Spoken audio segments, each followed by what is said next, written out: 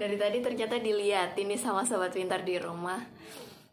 Jadi gini guys, aku itu mau curhat. Lagi galau banget pokoknya. Kenapa? Karena prestasi aku itu tahun ini menurun. Ya, semangat belajar juga turun. Aku jadi bingung nih guys. Mungkin dari sebagian kalian juga merasa kayak gitu ya. Oke, sekarang aku mau buka forum nih, forum sharing-sharing bersama kalian semua sobat pintar di seluruh dunia. Gimana sih ya cara, tips and trick menghadapi kendala belajar di masa pandemi seperti ini? Nah, sebelum itu, kalian tahu nggak kenapa kita semua harus belajar di rumah atau melaksanakan pembelajaran daring atau online? Jadi, memang COVID-19 ini sudah menyebar luas di seluruh Indonesia dan negara-negara lainnya. Jadi, kontribusi kita hanya bisa dengan stay at home untuk memutus rantai penularan COVID-19. Itu himbauan yang selalu digencarkan oleh pemerintah. Kita sebagai masyarakat yang menyadari dan mempunyai kesadaran yang penuh dan tinggi, kita harus ikut serta berkontribusi membantu pemerintah. Untuk apa? Untuk keselamatan kita dan untuk kesejahteraan kita semua. Kayak gitu guys. Kemudian pasti kalian merasa bosan ya dan jenuh. Aku juga ngerasa gitu sih, bosan dan jenuh dengan adanya pembelajaran daring seperti ini. Kita jadi semakin dekat dengan main-main, semakin dekat dengan gadget. Jadi ya kadang kita terlena, aduh, jadi males, pingin main gadget aja karena pengawasannya pun juga kurang. Tidak seperti di sekolah yang memang prosedural, ada jam-jamnya dan tidak boleh tidak boleh melanggar aturan dari sekolah termasuk bermain gadget itu.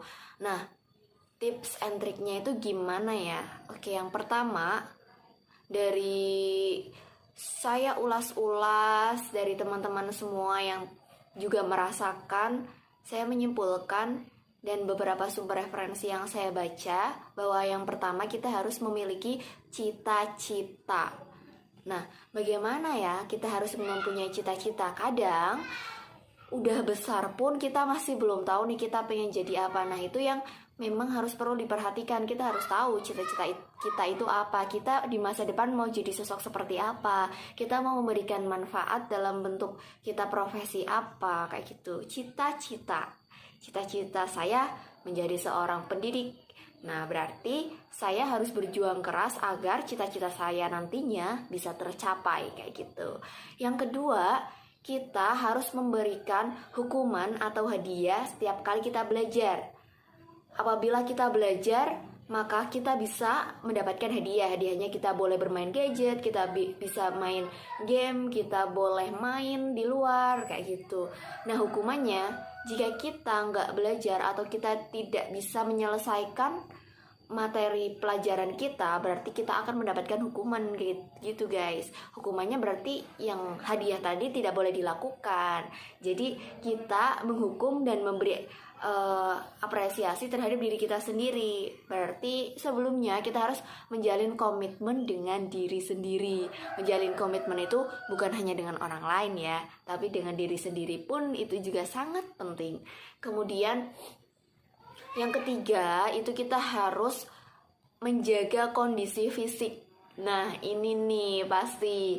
Jadi, karena kita di masa pandemi, selain ini berfungsi untuk motivasi, juga untuk kekebalan tubuh kita. Kita harus cukup tidur, gak boleh begadang, makannya gak boleh telat. Dalam arti kita harus makan dengan teratur, terutama makanan-makanan yang bergizi sehat ya, dan itu akan membantu memberikan nutrisi dalam tubuh kita. Kemudian tak lupa juga kita harus menjaga kejiwaan kita.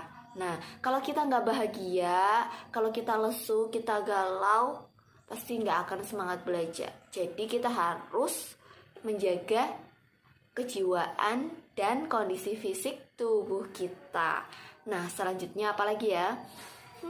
Oke, yang selanjutnya itu harus kita banyak pengalaman. Jadi, walaupun di masa pandemi, kalian nggak boleh patah semangat dalam mencari pengalaman, entah itu di lingkungan sekitar kita saja, ataupun melalui smartphone pintar kita.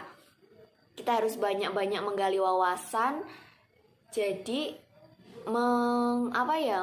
menjadikan virus atau pandemi COVID-19 ini sebagai suatu hal baru untuk kita menggali informasi lebih dalam, kita lebih fokus terhadap masa depan, kayak gitu guys.